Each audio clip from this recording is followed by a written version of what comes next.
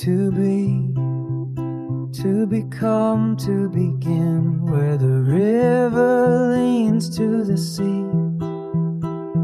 To learn, to let go, to love. The world turns endless, turning me.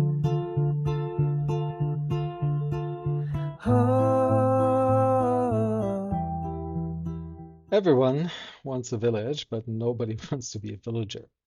Because being a villager means you have to close the loops on the damage you do. In this session, Jim and I dive into the central bank of dreams and the hard design problem of internalizing negative externalities. We're looking for the levers to transform money from a claim on lost life into an engine for regeneration.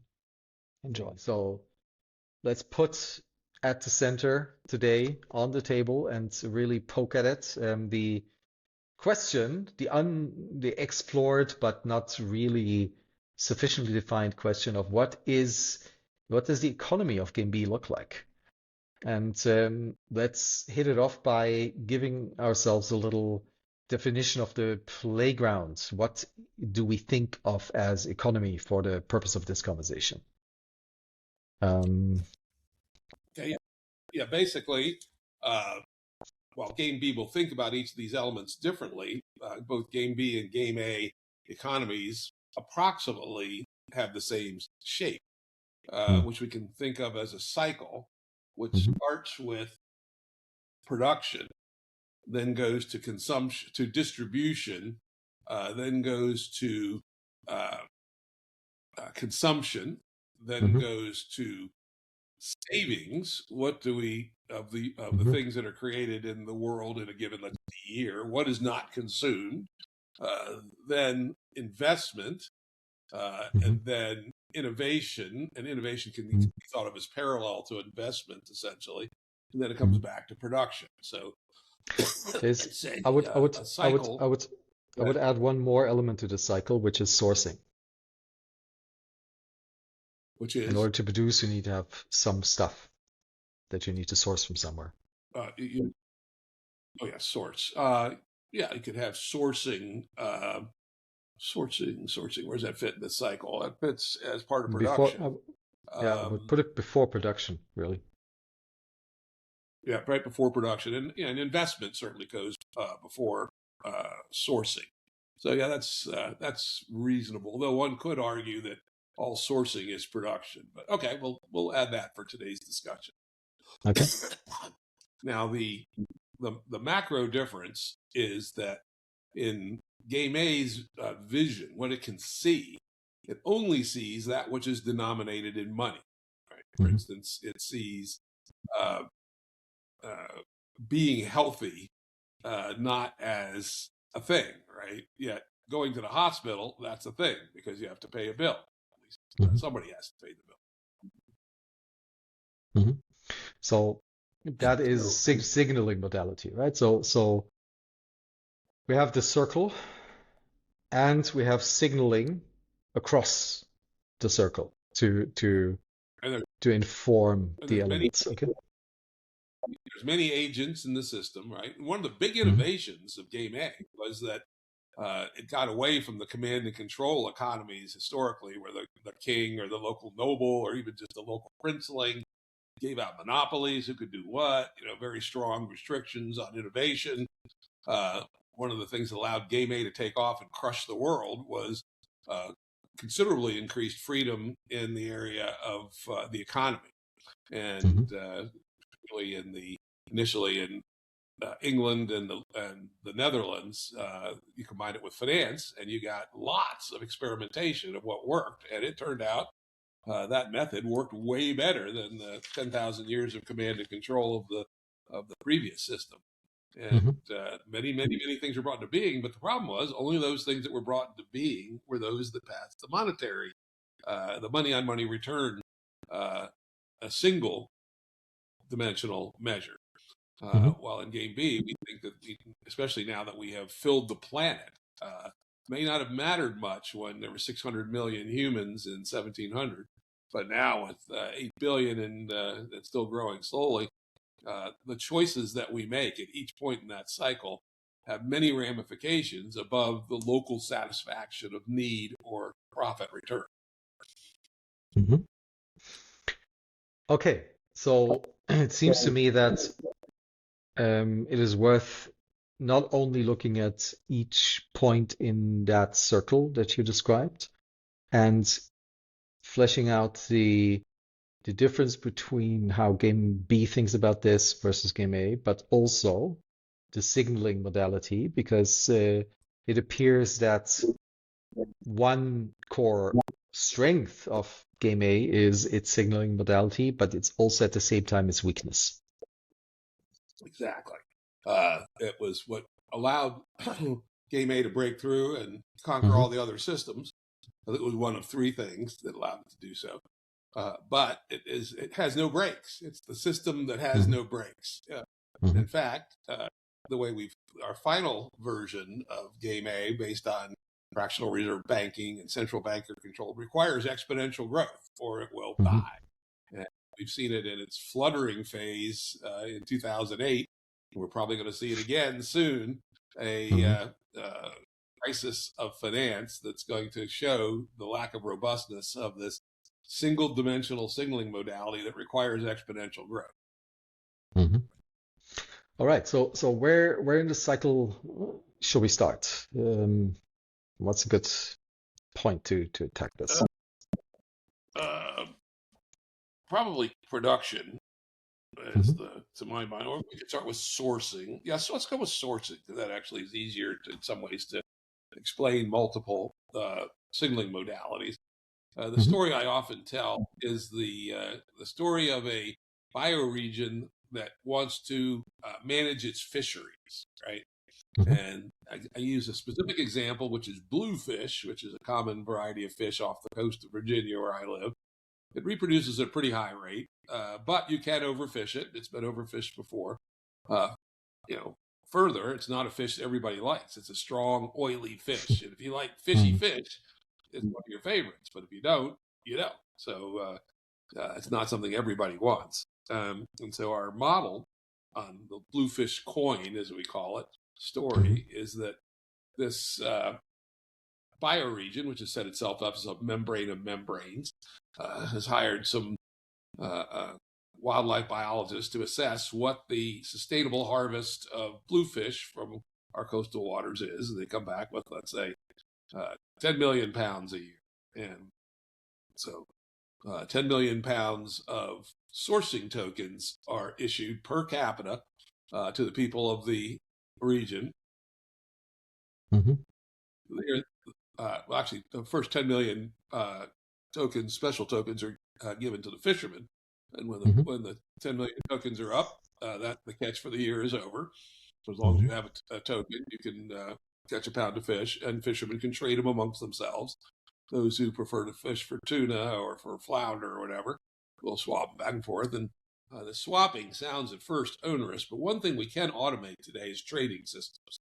And so everybody has an automated trading agent of great sophistication that allows them to establish their preferences. So I'm a blue fisherman and striped bass. That's all I do. So I trade anything that's not that or tokens in those domains. And the thing does it behind the scenes. If I want to do it manually, I can, but very unlikely you'll be able to outtrade the automated trading system. And so a group of fishermen end up with their the amount of bluefish tokens that they want. And oh, by the way, they can trade other things for bluefish tokens. They can provide trade oak tokens to another fisherman, right? You can trade anything, but to do a thing on a conserved resource, you need the right token. So the fishermen go out and catch their bluefish, and they bring it back. And then there's another 10 million tokens that are issued for consumers to the people who live in the bioregion. And they can trade them with anybody in the world, again, using their automated trading agents. And any fish, bluefish from this region, needs to be one-on-one associated pound with the bluefish consumption token.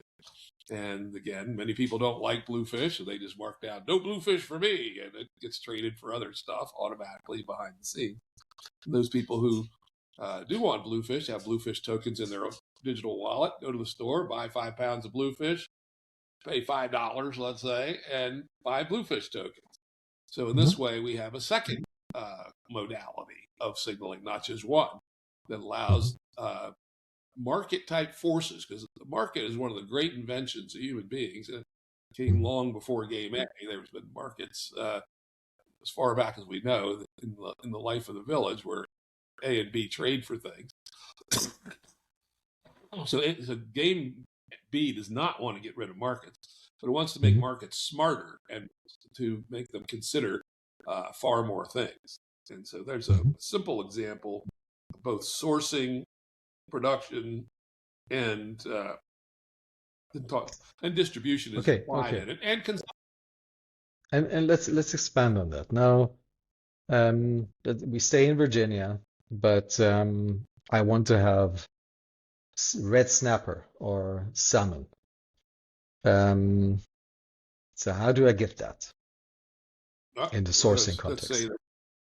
Let's say red snappers down in Virginia, down in Florida. That's where in the Gulf Coast, that area, and they have a market, and they have a market for consumption tokens. Let's say the same model as the Bluefish tokens, and I just bid for them. And if I really, really want red snapper today, I give a whole bunch of my Bluefish tokens or some other tokens I have for them. If I'm sort of indifferent, I say, oh, I want some fish. My preference rank is snapper, flounder, cod. Agent, go out and get me one of them. What is the currently best trade-off versus the other tokens that I hold? And so these supplies can come from anywhere, and then there will be a statistically predictable pattern of how many red snapper tokens get called in Virginia every day, which will then provide a signal to the distribution arm of the fisheries, right? Let's say every day 5,000 pounds of red snapper are ordered up for consumption in Virginia. That is knowledge that the distribution people know, and so they move 5,000 approximately, with a little bit of storage in there, because of course, approximately 5,000 pounds of red snapper up to Virginia every day. So it would be so it would be interesting to see where the resource constraints are of the planet in the system, right? Because if you're adding the resource constraints into the market system, what you're doing with this model, then you need to have an understanding of, is that actually feasible in terms of the provision of everything that's needed, right? So is it possible to provide glass to everybody who needs glass in this scenario, right? On the planet. Yeah, and that's where the investment side comes, right? Which is, let's say we're under-resourced in glass. At some macro level, we may determine that we want more glass, even if it's not economic in the pure money-on-money return perspective, and which probably involves some subsidies to say that we're going to reduce the cost of glass by taking something out of our investment pool and use it to subsidize the purchasing of glass, which will then pull downstream the production of glass. Or you use the investment pool for innovation and find localized pathways to creating glass-like materials, so that you don't have to do across the planet trading. And you could also, in that, reduce the load on the planet. Yeah, and yes, that would be the innovation side. Yeah, innovation/investment side. The other thing, of course, you could change culture. And this is very important. Throwing away your soda bottles is not a good thing. The U.S., at least, we tried all this recycling, but it turns out most recycling isn't economic anymore. Or it turns out only small amounts of glass can be usefully, economically recycled, but they can be usefully recycled. So changing the norms and maybe the regulations and the accords such that all glass is recycled, period, would very substantially reduce the amount of glass you need. That's, So there are of multiple. course, that's multiple dimensions. And the question is, how is that baked into the economic model? So, and your response now would be that um, there's also a token on glass-like materials that then drives the recycling because the constraints are limited, or the constraints are reflected in the amount of tokens that are in circulation. So there's a strong incentive towards recycling or less use.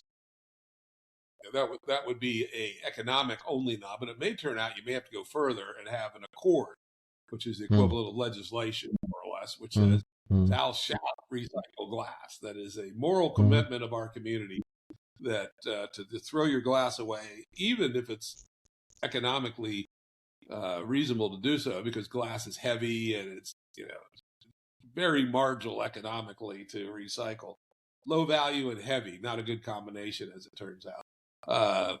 That we just decide overall as a society that recycling glass is important. So we see in game A that there is mostly because of the faulty error correction of the market system, there's leakage into the governance system, right? That's so how is that prevented in that case? Because you just opened that pathway, right? So the leakage from the market into the accord. Yeah, this is of course a huge design problem in governance. So we have Hmm. the market is one big engine, governance is another, Hmm. and one of the game B system of governance is going to have to be resistant to capture by financial forces. How we do that well is an interesting question. Part of it is that, to the degree possible, authority is pushed down in game B governance to the lowest possible level, but that may not actually work for some of these environmental questions, which have broader scope.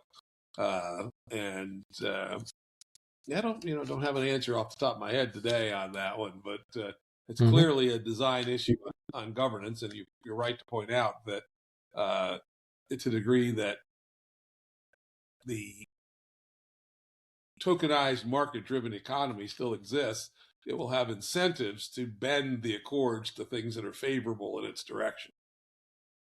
Well, maybe let's go deeper into the tokenized market system in hooking it into something you said earlier, which is there are many things in game A that are not reflected in the market because they cannot be expressed as the singular signaling function the market has to offer, which is money, right?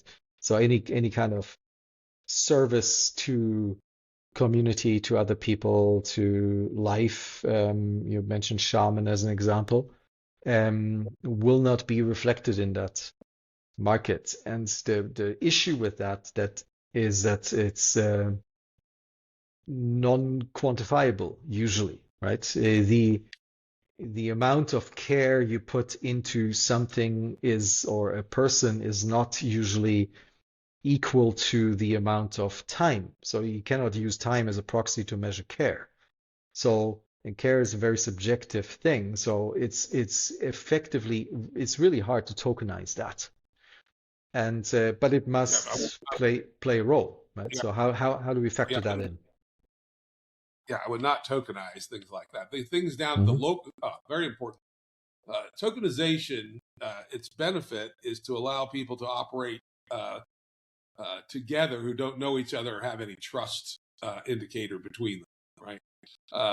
That's really where money came from, so that you could do things at long range. Historically, most trade locally was either gift economy or social convention. If you killed a big animal, it was your moral duty to share it with your neighbor, etc.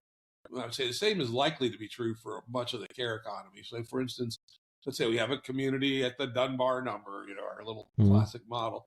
And uh, I believe that a natural place for a lot of decision making about economic matters is going to be at the the mesoscale rather than the individual. The Hmm. individual will Hmm. have some amount of tokens to choose, maybe a bunch, maybe a little, and it may vary from community to community, but there will also be a significant amount of, let's call it, economic energy at the community level. And so the community may choose to allocate the support of 20 of its members to care functions and say, you guys get, your per capita share of everything, and you don't really, uh, you're not really playing the same game. You're being hired essentially by the community to provide your services. Hmm.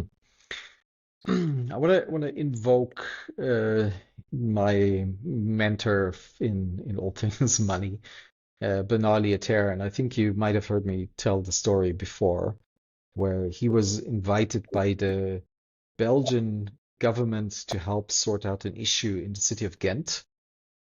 There were undocumented immigrants in one part of town, and with their inability to have stable jobs, came the usual downward spiral of substance abuse, violence, desolation, and nobody knew how to help those people. So Bernard went in to ask them about their dream. And the dream was to have a piece of land. The most common dream was to have a piece of land so they could grow something. So he got a piece of land from the city, parcelized it, and then created a currency that you could rent this piece of land with by, and the only way to earn that token, that currency, was by being nice to your neighbors, cleaning the streets, cleaning the house, putting flowers in the windows, etc. Right? So caring. And that incentive structure, based in individual dream, then helped those people to create a more conducive environment to getting out of the downward spiral, which they did. And so they got themselves legalized and got jobs, etc. And this was replicated, so it reliably worked. And Bernard went further and turned this into his big dream of life, in the sense that he was imagining a global central bank of dreams in which everybody deposits their big dream of life, and in us. So if you imagine the big dream of life of Jim is deposited in that big central bank, Thomas walks around somewhere, does something that happens to make your dream more real. Jim token is created. I get some of that as a token of appreciation, but my baker doesn't know Jim, so I cannot trade Jim token for bread. But I don't have to, because if everybody is in the business of fulfilling each other's dreams and their own dreams, and by doing so each other's dreams, because if you follow your passion, usually that involves um, something for other people. People want to create houses and beautiful clothes and amazing food and etc., then everybody would be taken care of. Right? For a long time, I didn't really get this. I couldn't understand how a former high finance dude, because he used to be head of the Central Bank of Belgium, could come up with such a hippie pipe dream. But when I in my mind solved the material sourcing problem to this, which could be solved in biomimicry and biomimetic ways, heliogenic, how we would call it, so that you actually have the resource base to fulfill your own and other people's dreams, then that changes the equation, and you have a modality in which you can move into a gift economy by liberating the resourcing, the sourcing function in all of this. Does it make sense? yeah, if you can reduce the cost of the sourcing function substantially and localize it, then that can change the dynamic considerably. The question is how, you and I have talked about before, if you could reduce the cost of sourcing, you could win in game A, right? So, and the fact that such things have not yet come into being indicates that they're hard to do. And so the question is, how hard are they to do? Are they realistic? And I think the answer will be shown one way or the other, right? Yeah, but that's the part of the investment and innovation element, right? I mean, the most successful economy on this planet so far still is nature, right? Nature moves 150 billion tons of matter every year, and we only manage 100 billion. So, so without any intervention, nature already is more successful than us. So if and we've known how to use wood and fabric and other fibers to create fabric and houses and all of that for a long time. Right? So I think the threshold of that actually working is not that high.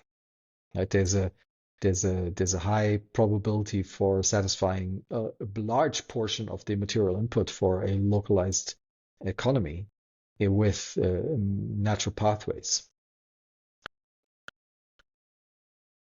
But it's not there. You're right. Very helpful. Yeah, and other thing to keep in mind is it will vary by climatic region. Certain things like bamboo, easy to grow in tropical regions. Hardwoods, not so easy to grow, or at least not, they don't grow very fast in tropical regions. So there will inevitably still have to be. But it's a great example. So, I mean, there's an element of bamboo grows fast, but it also breaks down fast. Now, can you increase its or optimize its properties with a local process like curing bamboo such that you can use it for hot water piping, for example? Yeah, totally imaginable and possible, right? So then this turns into a high value product suddenly from a very low value product that you have to replace every couple of years. Yeah, and may be able to tweak it with genetic engineering too, right?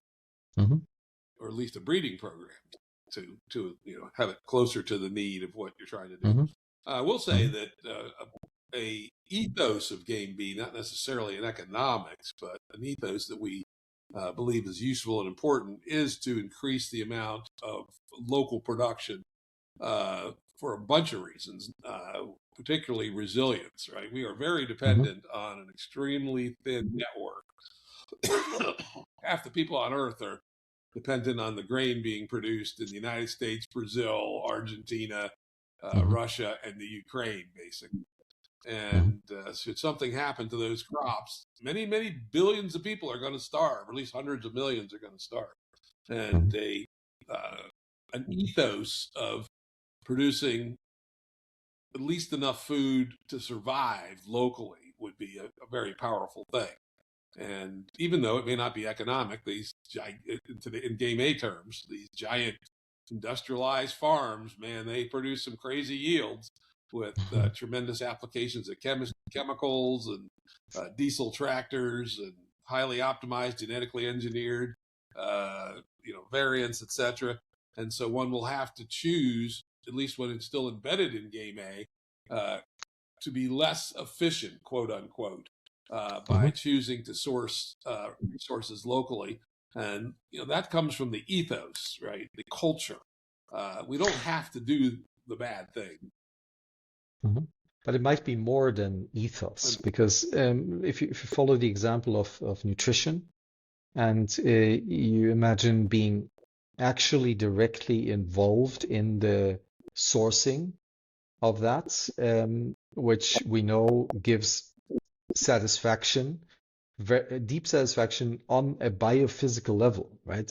Getting your hands dirty in soil actually changes your biome, preferably to a better mental health state. And also doing that in community with other people has also shown to be better for your health, mental health. And then the quality of the food is likely to be better than chemically produced food, like in conventional agriculture at the moment, which also makes you more healthy.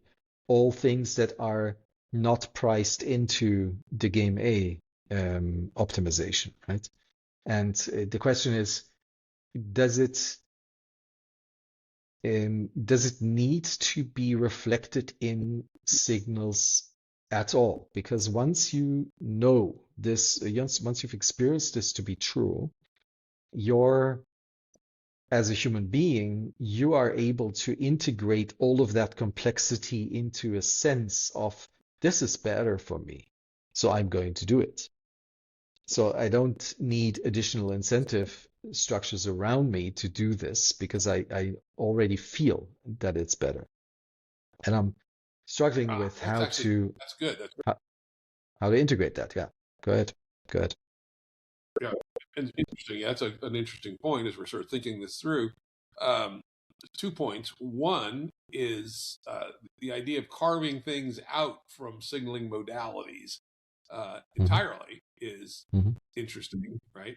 On the other hand, such carving out, particularly let's say for producing food for a community, has got to be a collective decision. One person growing their own food in their backyard, that's interesting. But much more interesting is the community doing it together by a collective action decision that may be totally ignoring signaling modalities, except negative ones, right? So that, say you can only use so much artificial fertilizer, let's say, some constraints that signaling provides. Then it requires it now lives in a different realm. It now lives in the social collective action realm, essentially. That people in a community decide they're going to grow their food together. Mm-hmm. And so it's economic in one sense, in that as Go ahead. Go ahead. Economic in one sense, and then? But yes, in one sense, in that you're sourcing and producing, but it is decoupled from signaling modalities pretty much entirely, or could be. Yeah, where I wanted to go with this is more into what if the signaling already exists on the level of complexity required, and this the signaling is us living inside of that, you would call it a product B, inside of that community, and integrating all of the non-tokenizable signals into a coherent feeling, into a sense of is this good or is this not good? So it becomes much more a cultural fabric than what's happening in my mind right now is that culture and the economy are woven together much more deeply, but in an appropriate way, which, by the way, they are already, right? Game A is really hijacking the culture for its purposes, right? But let's say they cannot even be separated. So you mentioned culture earlier. So maybe culture is the stronger driver into creating a game B appropriate economy than tokenization is. Both are going to be important for sure, and as we systems still have to be relatively efficient, right? The Soviet Union, communism was a sign. What happens if you sacrifice too much on the economic side? Not on economic, but on doing things in a sensible fashion. The signals weren't correct in that system. And in the pre-game A world, the wealth of the world was very low. Most people lived in mud huts and died by the time they were 30, right? And having signaling modalities of sufficient organizational power is still going to be important. But on the other hand, there are a lot of things that even the most intricate signaling modalities are not going to answer. And I do think you're right that culture or accords or making decisions about the adjacent possible may not have anything to do with the traditionally thought through, even extended versions of signaling modalities. For instance, that's something I've been thinking a fair bit about since I wrote those essays about the adjacent possible, is under game A, things are brought into being which are clearly bad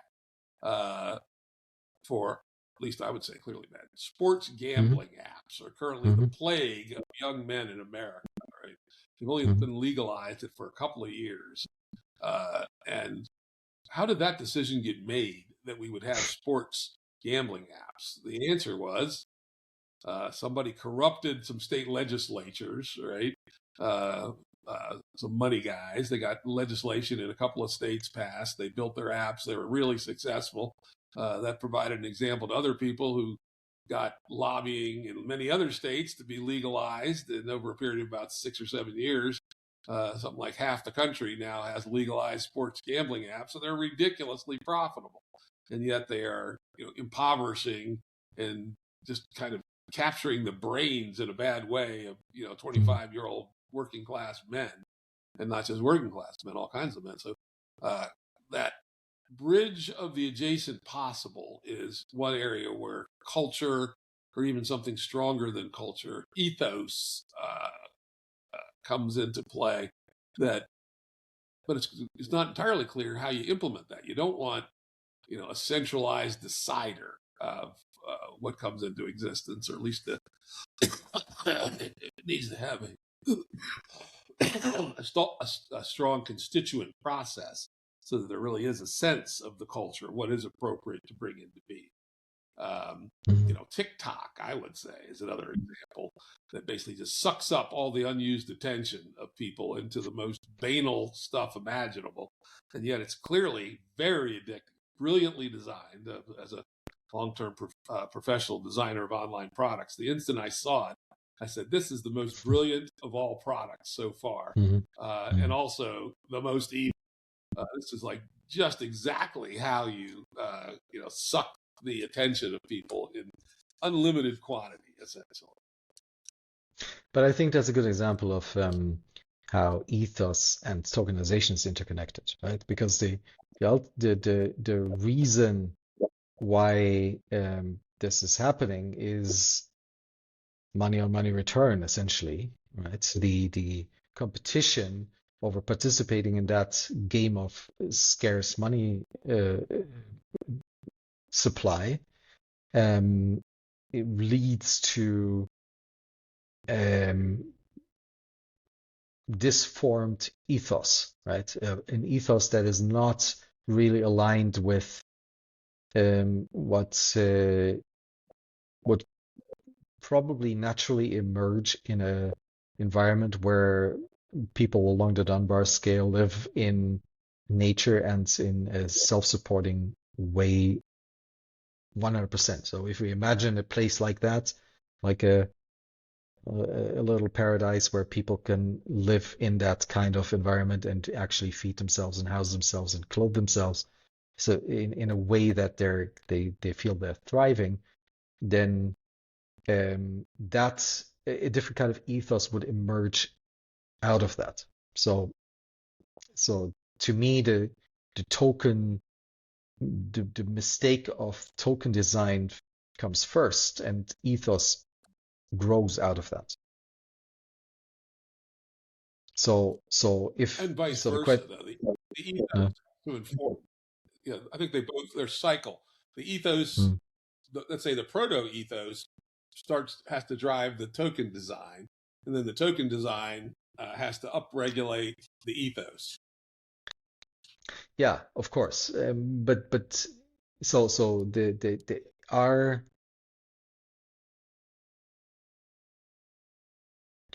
that's how it ratchets up. But what I'm Right. trying to say is the people who came up with the sports bet apps, they didn't design the tokens. They are a product of the ethos that was generated by the tokens. And so they're just acting out what it wants. So what you and I are trying to do here, and many other people, is trying to set that first stage, right? So what is the most likely design to then ratchet up a circle towards an ethos that's actually aligned with what human thriving might be about. And I think that's Let's the go back to our circle. Right? yeah, okay, go. Let's go back to the circle. Oh, finish your thought. Finish your thought. The thought was that this then links back to Bernard's dream of dreams, because if you create the incentive structure towards fulfilling dreams, the token will look different than if it is purely a rational economic tokenized model. That's what I want to say. But let's keep that in mind as we go back to the circle. To have to. Okay, yeah. So back to the circle, we start thinking about where could we intervene on the circle to with respect to the adjacent possible. And there's an obvious place, which is at the investment part in the circle. One of my views, at least, of game B economics is that the control of investable assets, as opposed to consumption assets, needs to be controlled by things other than individuals, right? So that, for instance, a proto B could be a nexus of investment. Let's say the people of the proto B save 10% of their income, which is a good, healthy amount to save. And that 10% goes to the Proto B Capital Fund, which can be invested in enterprises to produce new productive stuff, or it could be used internally for building commons, etc. But the decision is made collectively, as opposed to egomaniacally or hedonistically, on how to allocate the surplus, the social surplus. Without a social surplus, the society quickly falls apart. Because if only because there's no maintenance of the equipment, no replacement of stuff that wears out, no new farmland, etc. So if the ethos begins to grow at the, let's say, proto B level, then that is a place in which the investment decisions start to be made differently. Somebody comes to the bank of proto B 17 and says, we want you to contribute 100 grand into this fund to fund the sporting app. We go, we don't do sport apps. Sorry, that's bad, right? And over time, as more and more of the investable assets come under control of the game B ethos, then the adjacent possible will be no longer fundable.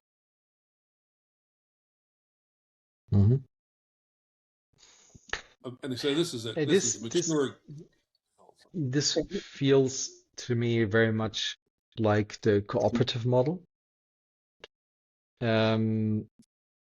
Right. So in Italy, Spain, Latin America, cooperatives are very strong.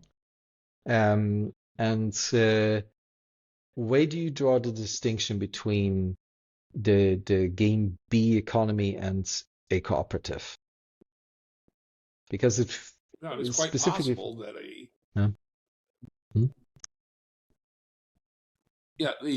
a proto B could be set up as a cooperative, for instance. And the U.S. now has some pretty interesting improved laws on cooperatives that allow external capital to come into them. It was extremely difficult to finance a co-op in the United States because of the law. that essentially the members had to bring the capital with them, and Mhm. that's a significant limiting factor. But the new so-called hybrid co-op laws allow external funding in some constrained ways, but still probably sufficient to do some interesting things. And so I think co-ops are an interesting legal form, but I think by them, they are part of an ethos, which is sharing, and that decisions are made collectively.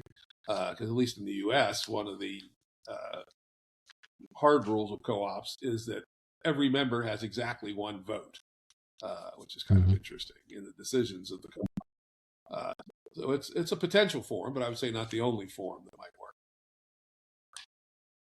Yeah, but what would you say is the difference? So why can't we just go?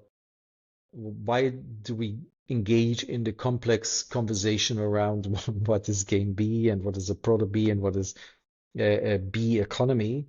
Why don't we just say, okay, let's all do cooperatives? What's the difference in your mind between those two? Interesting question. There's no reason that co-ops can't still be caught in multipolar traps. If you replaced every corporation in America with a co-op, it's not entirely clear their behavior would change. Might, if the ethos was farther enough along, it could. This is actually a good conversation. That one could see this as one slope for the transition. That as we move towards more cooperative structures, and the ethos changes of the decision makers, and the decision makers are essentially all the people involved in the organization, then you could see a natural evolution toward more pro-social behavior. But you could also see it go the other way. You could see it become more rapacious, right? These co-op people, we're going to be a pirate band. We're going to fuck everybody over for our own benefit. There's nothing per se about a co-op that says it has to be pro-social. Other than I think there is a, I think it's the. Except that here's a. Yeah, go ahead. Yeah, I just had a very interesting thought. Well, this has been a kind of hazy conversation. There's been at least a few good thoughts in it.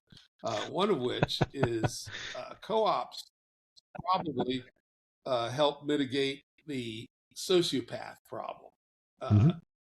The capital has become almost purely a sociopath, right? At the level of asset allocation, private equity firms, venture capital firms, their capital is almost entirely amoral, and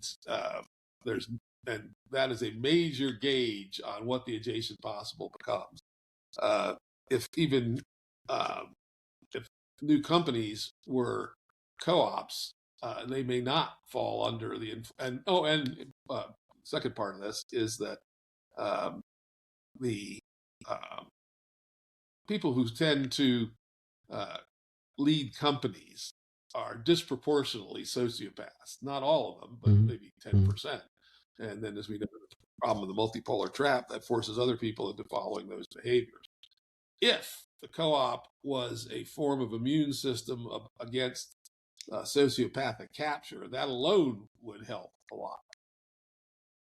But it seems to be that that's the case, because the possibility for capture by single individuals or even by small groups seems to be very, very low inside of a cooperative. I mean, partially due to the fact that every one member, one vote, but also the ethos required to join a co-op in the beginning is one that recognizes that in being part of that group, you only are you're powerful as a group, but not as an individual. You're in a mutual support structure. That's what a cooperative actually is, right? So you already have a selection process towards less psychopathic behavior.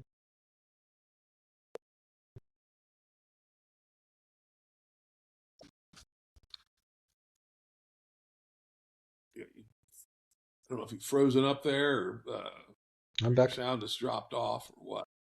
I'm back. Do you hear me? Okay. Yeah. So, I can hear you. did you catch that? Yeah, I think there's some truth. Yeah. Was that? Did you catch that? What I just said about filtering psychopaths? That I caught enough of it. Yeah. Okay. Go ahead. Yeah, and associated with that are new governance structures that aren't built on the big man model, right? The command and control hierarchical positions. Now, a lot of co-ops are still run quite traditionally in terms of their management structure. There's a giant milk co-op in our area that is run just like any other corporation, though it is externally it's better probably. And that gives a much better deal to the owners, who are the dairy farmers. And there's another co-op, actually my next door neighbor was one of the founders of, which is a turkey processing co-op. But in terms of its externalities, it's no better than any other. So there's no guarantee that the co-ops will be better players for sure. But so they probably also need a second internal change in their governance modalities internally.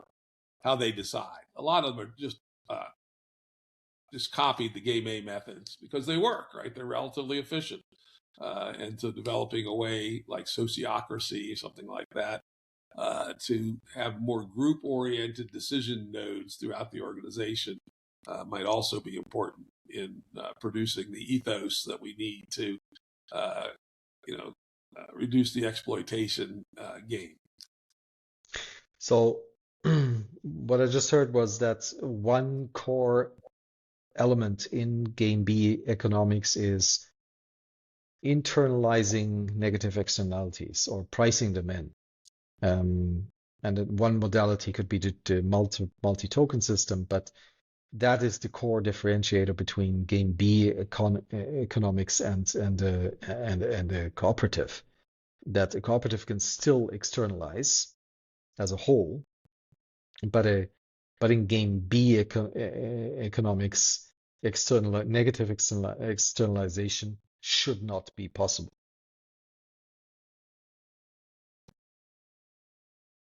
Or at least a lot harder. And part of that would be tokens, part of it would be accords, and part of it would be different internal management structures that don't feel as driven to hyper optimization as ones that are command and control oriented, where I am the boss, the success adheres to me, my ego grows when this thing grows, right?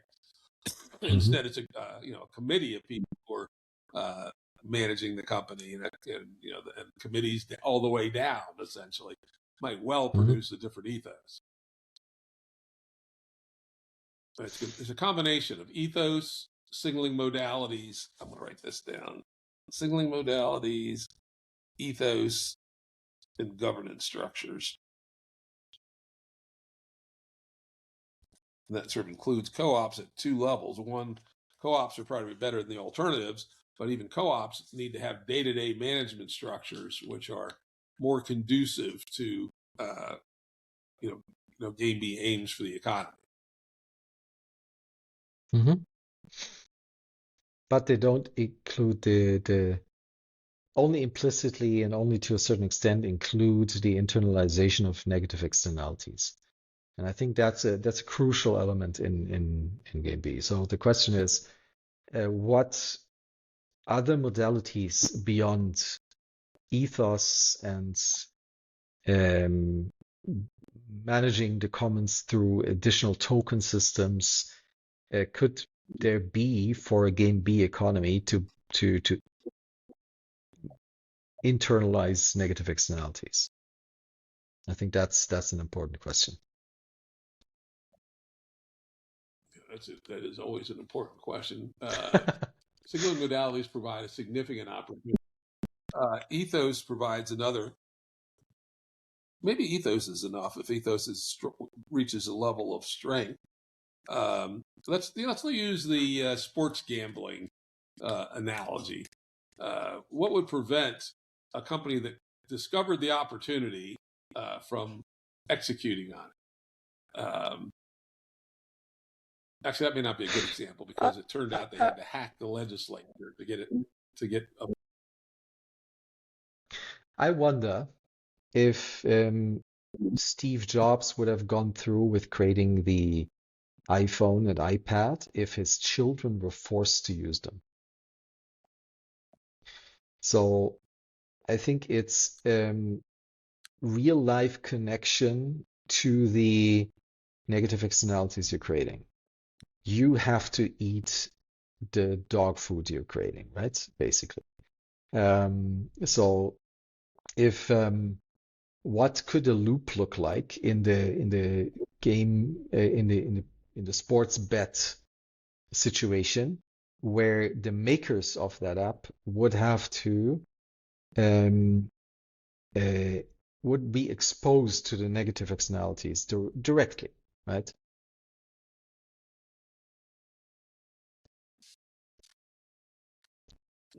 Interesting, probably, I know techies. Most techies don't like betting because they're too smart. They know it's stupid, right? So the creators of the sports betting app probably are not users of the sports betting app. Exactly. And neither are their Like, friends, right? So if you create a sports betting app, nor are their friends. yeah. So if you create a sports betting app, but while you're doing so, you're just starting to exploit all of your friends and your family, then you might consider not doing it. So it's a question of relationality between you and wherever the negative externality occurs. And if you close that loop, then you will have a very, very personal incentive to reduce negative externalities.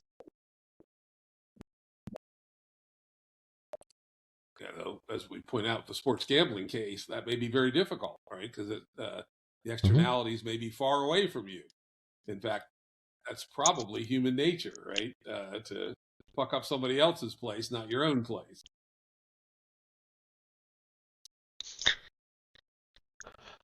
So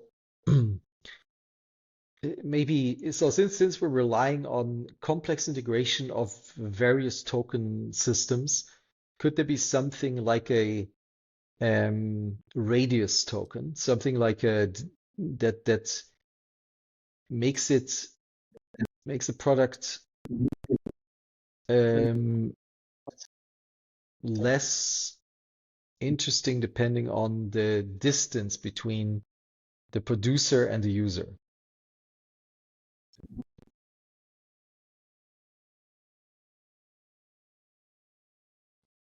Not obvious.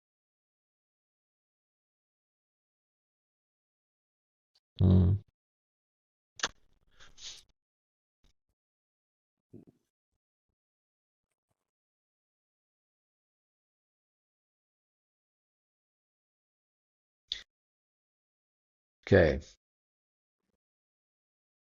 So we're having issues here with the connection.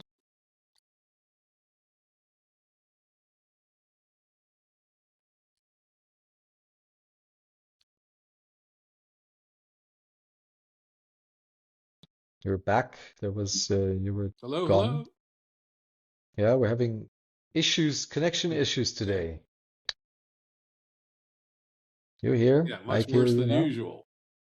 Yeah, interesting. Yeah, I'm here. Good. Here too.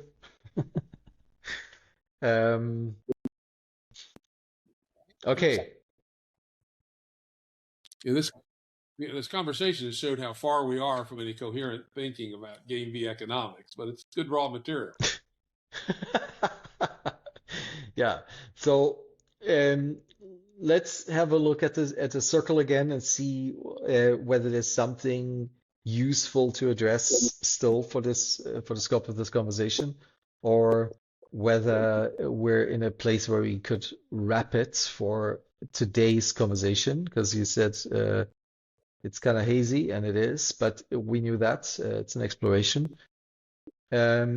So we talked about signaling a lot. We talked about sourcing, production, innovation, and funding, but not about distribution. So distribution might be an Yes, interesting distribution. point as well. This is, of course, what game A politics has always been about: distribution. Right? Society creates X and distributes it according to a function Y. Right? And if we look at things like the Gini index, that's at least a very rough signal for how unequal the distribution is in much of the West, especially the Anglosphere. The Gini index is probably up above where it was at the time of the French Revolution in France, right? With very high levels of income inequality. And now, which is interesting is that the rich flaunted it less for quite a long while, right? Now they don't mind flaunting it. You know, the 40,000 square foot house, the $40 million wedding in Venice, the collection of the billionaire boats in wherever the hell it was recently, which I pointed out is probably not stable. With drone warfare, anybody can take out a billionaire's yacht. I think within a few years, it's going to be extremely unsafe to have 50 billionaire yachts get together for a big party. I think 49 of them end up at the bottom, probably.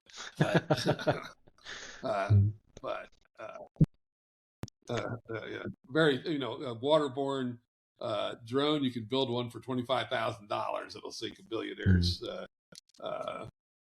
yacht. And by the way, people, a $1,000 DJI drone with a little bit of magnesium powder land on the wing of a private jet. It's done, right? So the asymmetrical warfare of the individual or very small group has now reached a stage that a lot of the more obnoxious attributes of game A will take care of themselves in due time.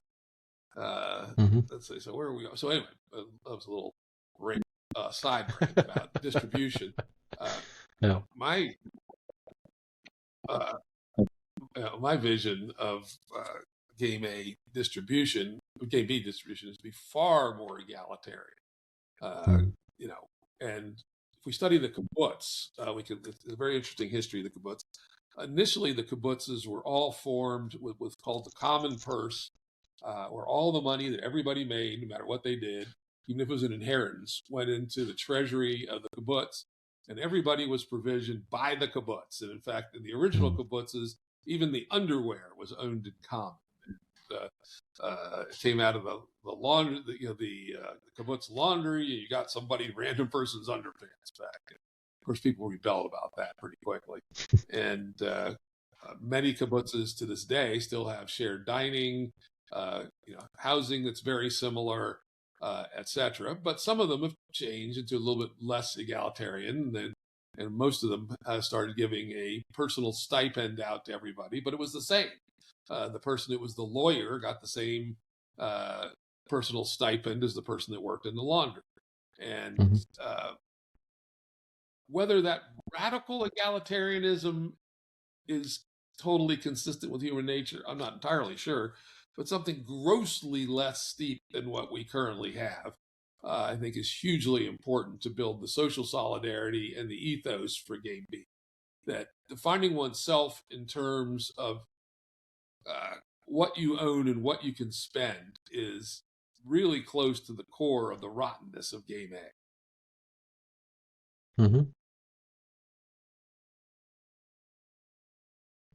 Which could also be regulated by ethos itself, right? And not. Yes, I've often said, how do you know you're in a game B community if somebody drives up in a Porsche and everybody laughs at them? And this is the biggest change in status games. Humans are always going to want to compete for status.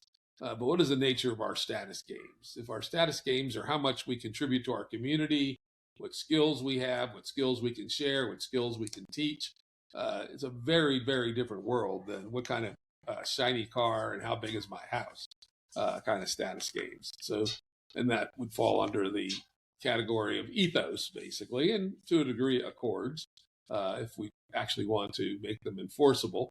But it would be nice if we didn't, if we just got to the point where our ethos was such that people that played traditional game A status games in terms of possessions or positional goods or Instagrammable moments or whatever were just laughed at and thought of as clowns. That would be a moment that we felt like we are really starting to build game big. Mhm.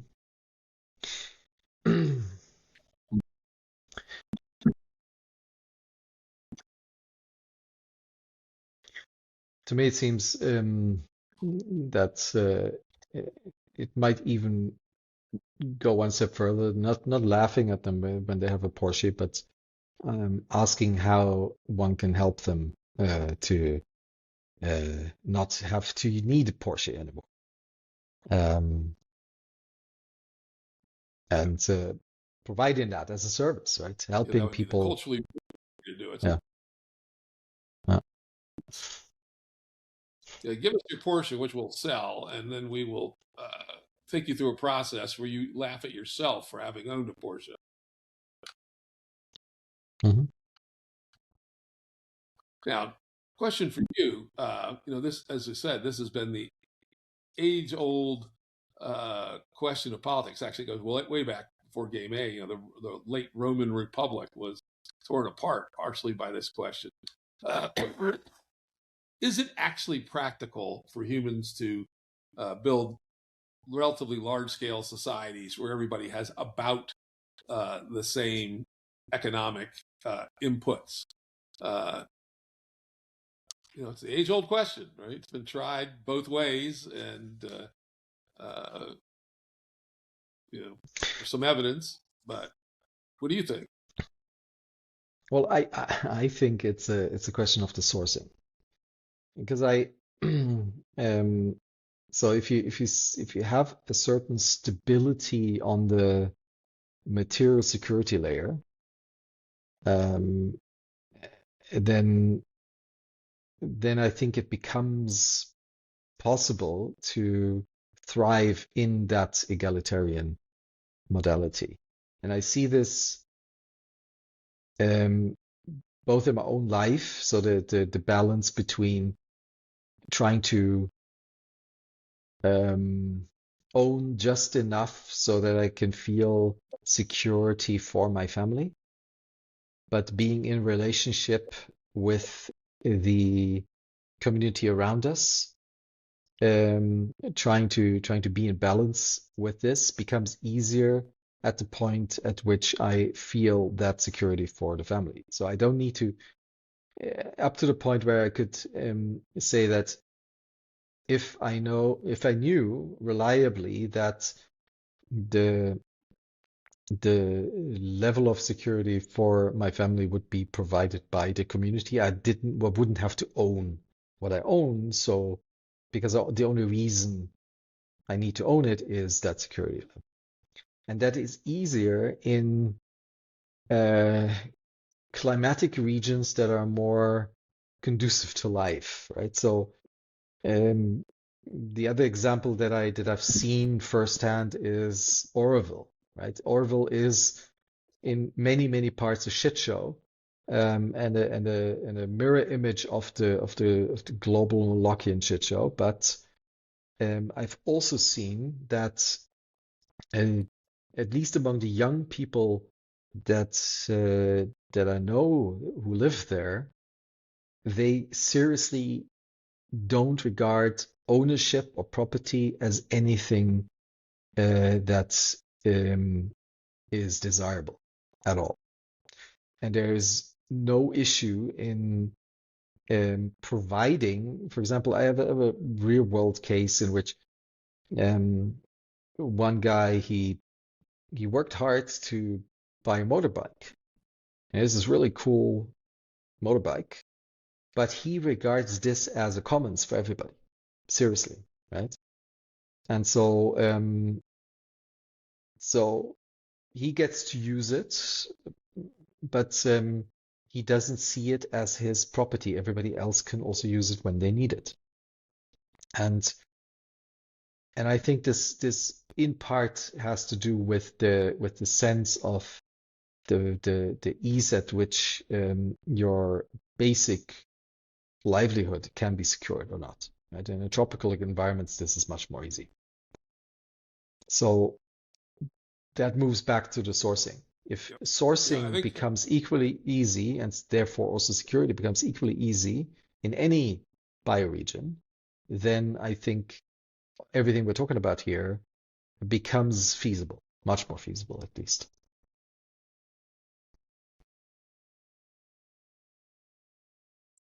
I think there's a step that you hit on, and then one we used to talk about a little bit more in Game B, we should start talking about more, is that the big transition probably is where we start to feel secure from our community, where our security is sourced from our community, not from ourselves.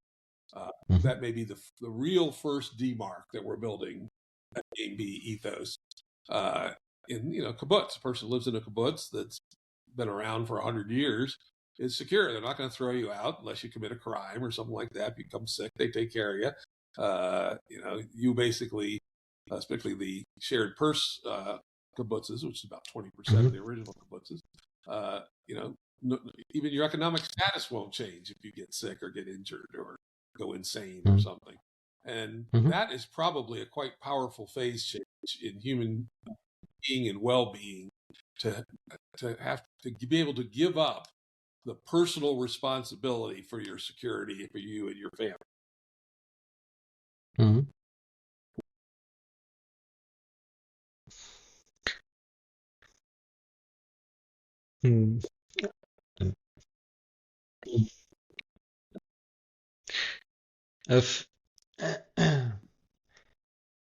I've noticed something interesting in the context of the software company that I've built, I don't know, 13 years ago, where my business partner and I try to live this kind of ethos. So if somebody from the team is in need of support because I don't know, of some family tragedy and simply has to take some time off, there are no questions asked, and the person can go on healing and recovery mode for months without any detriments. No less pay, nothing, right? And we hold that space for that person, and we can afford that because we're still somewhat in a seller's market as a software company, but and that's, we're very, very happy and lucky about this. But at the same time, what I noticed was my business partner and I, we treat this as a very egalitarian group. But when we tried to hand over also the responsibility for the company to everybody by inviting everybody into ownership of the company, they refused. They didn't want to take that ownership. So there's an interesting notion that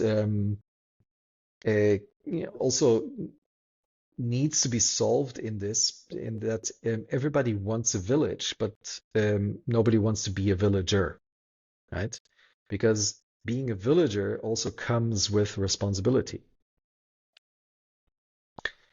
But having a functional village that can carry you and that can give you that support and safety and security and all the things you need, that's very desirable, right? So part of the core function of the culture here is to incentivize being a villager.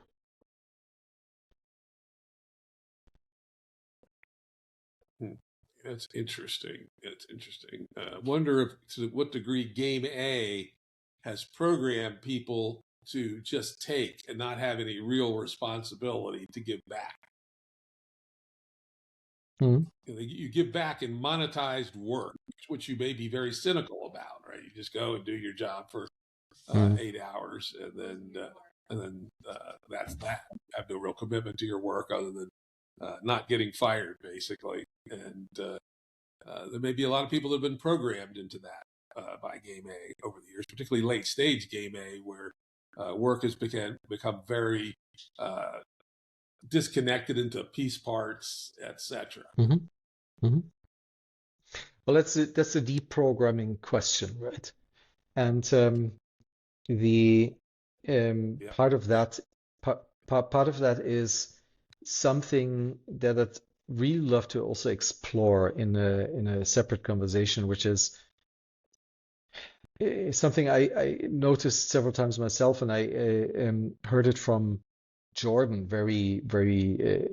a very tangible way, that where he described the situation, speaking with the person, explaining the dynamics of game A, and the fact that it's destroying its own foundation, and what that means for the change of game A or towards game B. And a person rationally could understand, and then at one point it was almost like a mental, emotional immune system kicked in and reset the entire understanding to the beginning of the conversation. And according to Jordan, this happened twice in that conversation. And the second time, you could even observe a dilation of the pupils. So there was an actual physical component to this refusal of the intellectual, emotional immune system against the failure of game B, and against the failure of game A, and against what game B has proposed, right?